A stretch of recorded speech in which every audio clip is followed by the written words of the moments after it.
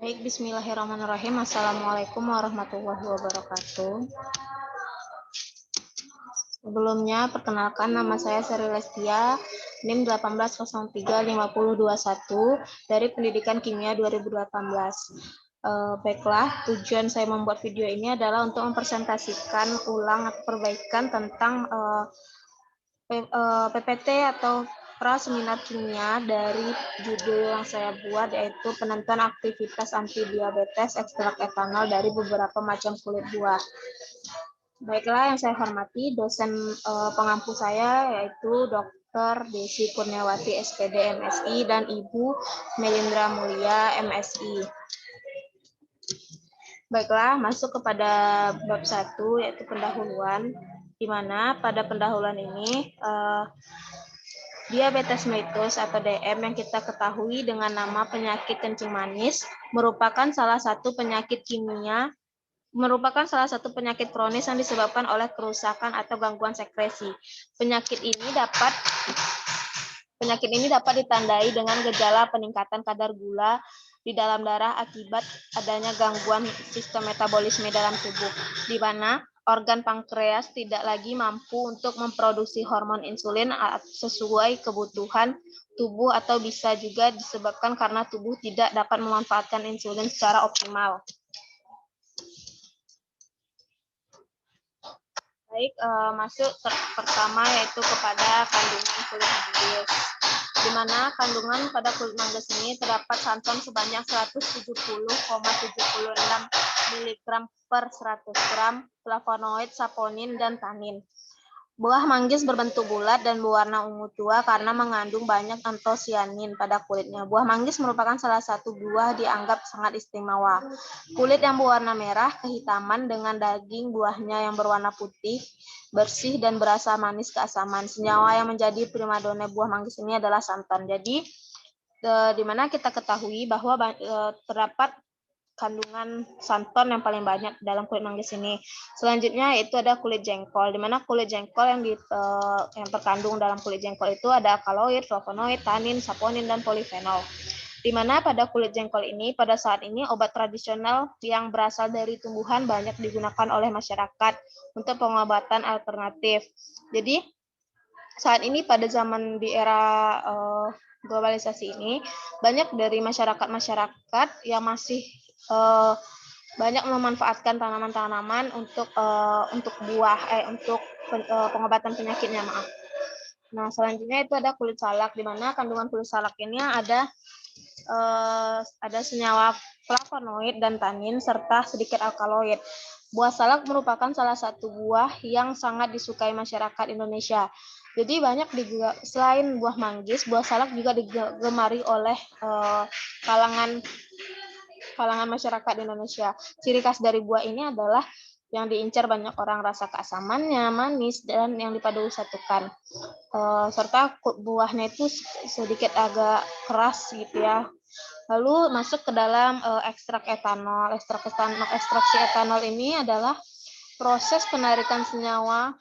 Ekstraksi adalah proses penarikan senyawa metabolit sekunder dengan bantuan pelarut. Kegiatan ini akan lebih cepat terjadi dalam suhu tinggi, tetapi cara ini juga dapat membuat beberapa komponen mengalami kerusakan senyawa menurut Harborn.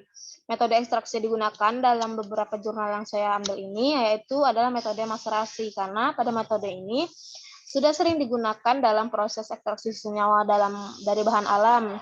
Terus selain itu metode ini jauh lebih mudah dan sederhana. Baiklah, selanjutnya ada flavonoid, di mana senyawa yang ingin diteliti di sini adalah senyawa flavonoid dari ketiga kandungan buah ini. Tujuan dari penulisan ini adalah untuk membandingkan atau untuk mengetahui kandungan kulit buah mana yang lebih efektif terhadap penurunan kadar glukosa dalam darah. Manfaat dari penelitian ini agar membuktikan pada kulit buah mana yang lebih efektif menurunkan kadar gula darah dalam tubuh, atau masyarakat yang terkena diabetes dapat juga mengetahui obat yang alami yang dapat membantu menurunkan kadar gula darahnya. Selanjutnya masuk ke dalam bab 2 yaitu tinjauan pustaka atau kajian teori. Yang pertama akan dibahas yaitu kulit manggis. Nah, di dalam kulit manggis ini adalah buah manggis merupakan berbentuk bulat seperti yang tadi telah dijelaskannya, di mana kulit manggis ini mengandungkan santan tadi kan.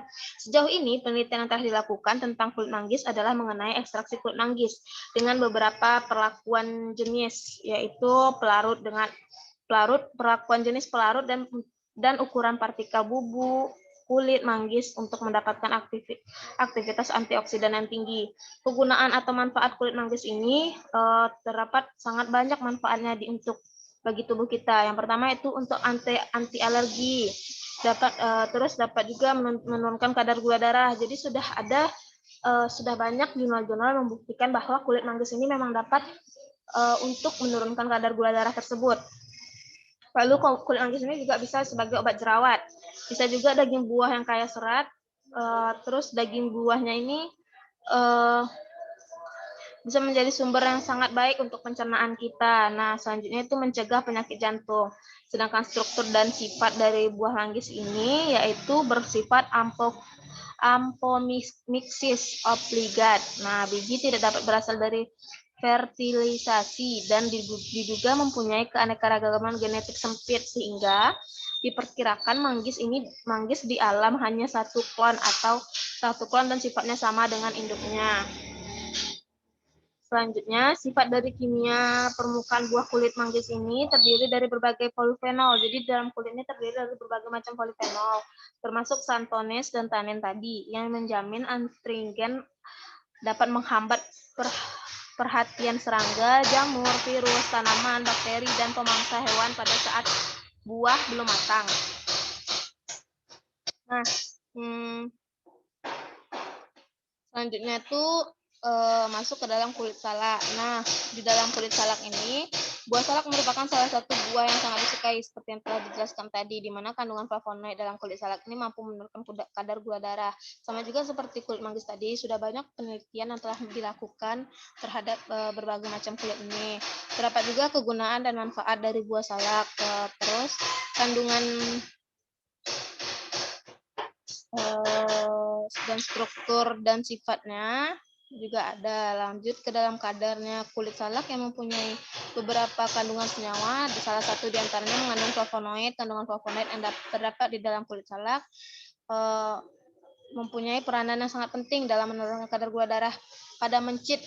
Jadi pada jurnal satunya lagi kulit salak ini diuji cobakan kepada mencit yang masih hidup, di mana di situ diteskan bagaimana bisa menurunkan kadar gula darah pada mencit tersebut. Nah, selanjutnya itu ada kulit jengkol. Nah, di dalam kulit jengkol ini terdapat kegunaan dan manfaatnya juga, yaitu yang pertama itu kulit jengkol ini dapat menghilangkan ketombe. Nah, jadi di dalam kulit tuh percobaan ini dilakukan dengan memadukan kulit yang satu ini dengan daun randu, lalu ditumbuk kasar. Hasil tumbukan dimasukkan ke dalam wadah plastik, tambahkan air secukupnya, lalu diaduk serta tercampur rata, lalu hingga terlihat buih-buih kecil. Usahakan sampai airnya kental, saring, lalu hasil dari air tersebut diekstrak tersebut diusapkan ke dalam pada rambut.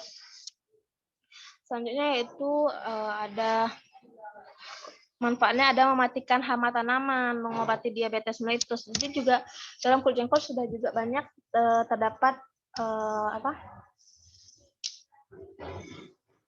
terdapat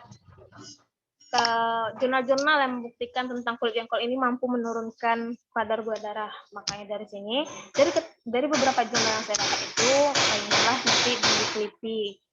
Selanjutnya yaitu ada ekstraksi etanol. Seperti tadi yang dijelaskan, ekstraksi adalah kegiatan penarikan kandungan kimia yang larut sehingga terpisah dari bahan yang tidak dapat larut dengan pelarut air. Ekstrak adalah sedian kental yang diperoleh dengan mengekstrak senyawa aktif dari Simplicia nabati atau Simplicia hewani menggunakan pelarut yang sesuai. Kemudian semua atau hampir semua pelarut diuapkan dan massa atau serbuk yang tersisa diperlakukan sedemikian sehingga memenuhi baku yang telah ditetapkan. Proses ekstraksi ini terbagi menjadi 3, yaitu ada ekstraksi parfum, ekstraksi cair, atau dikenal juga dengan ekstraksi solvent, dan leaching. Leaching di sini adalah proses pemisahan kimia yang bertujuan untuk memisahkan suatu senyawa kimia dari matriks padatan ke dalam cairan. Nah, faktor-faktor mempengaruhi ekstraksi ini yaitu yang kita ketahui adalah suhunya, terus penyimpanan bahan, bagaimana cara penyimpan bahannya, terus ukuran partikel yang kita gunakan, waktunya, dan faktor dari pelarutnya atau solventnya. Selanjutnya masuk ke dalam antidiabetes. Mekanisme bekerja berbagai tanaman sebagai antidiabetes ada beberapa. Yang pertama mempunyai kemampuan sebagai antigen. Yang kedua mempercepatnya keluarnya glukosa dari sirkulasi. Yang ketiga mempercepat keluarnya glukosa melalui peningkatan metabolisme atau memasukkan ke dalam deposit lemak. Nah, di sini nih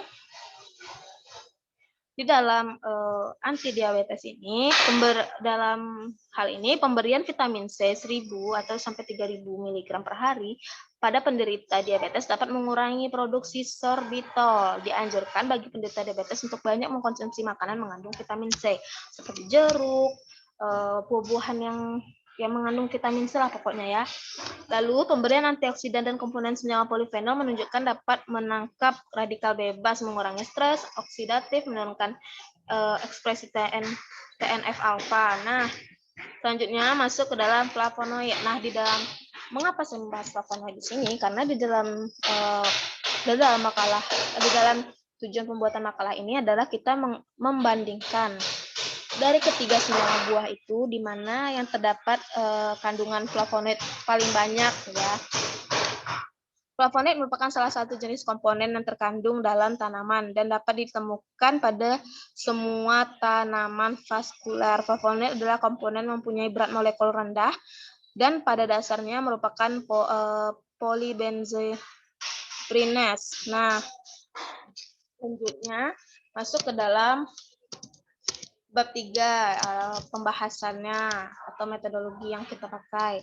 Nah, ekstraksi etanol kulit manggis. Proses pembuatan ekstrak kulit manggis dalam penelitian ini menggunakan etanol sebagai pelarutnya. Dalam jurnal ini, peneliti menggunakan etanol 40% karena memiliki efek samping yang paling besar atau paling baik. Berdasarkan uji screening yang telah dilakukan, banyak peneliti terhadap buah manggis. Komponen seluruh buah manggis yang paling besar adalah kulitnya, yakni 70-75%, sedangkan daging buahnya hanya 10-15% dan bijinya 15-20%. Nah, seperti yang terlihat di gambar, ya, ini ada grafiknya, di mana ini telah diuji beberapa kali oleh peneliti.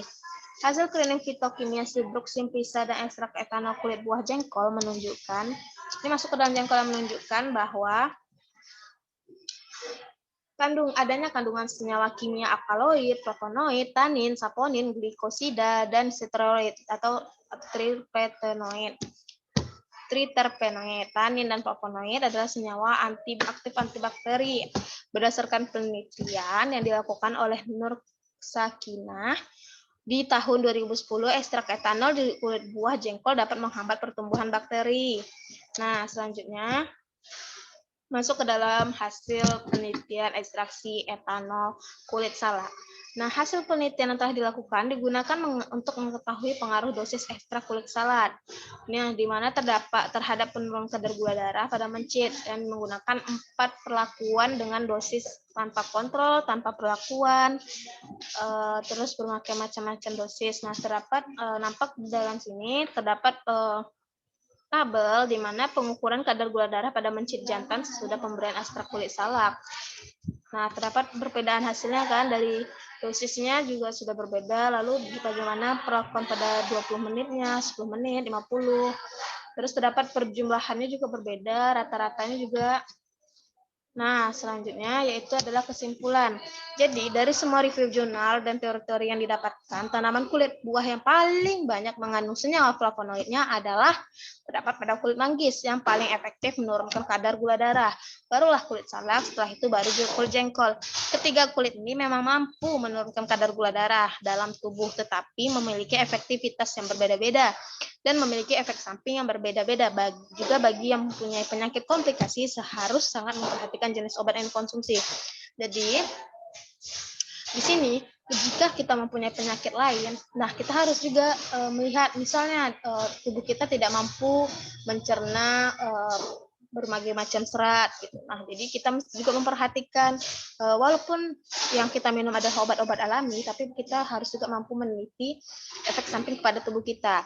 Nah, baiklah. Alhamdulillah telah selesai video presentasi dari saya. Sebelumnya terima kasih kepada rekan-rekan yang telah menonton video saya. Sedikit kata-kata dari hadis riwayat Tirmizi, siapa yang keluar untuk menuntut ilmu maka dia berjuang fisabilillah hingga dia kembali. Assalamualaikum warahmatullahi wabarakatuh. Salam persahabatan.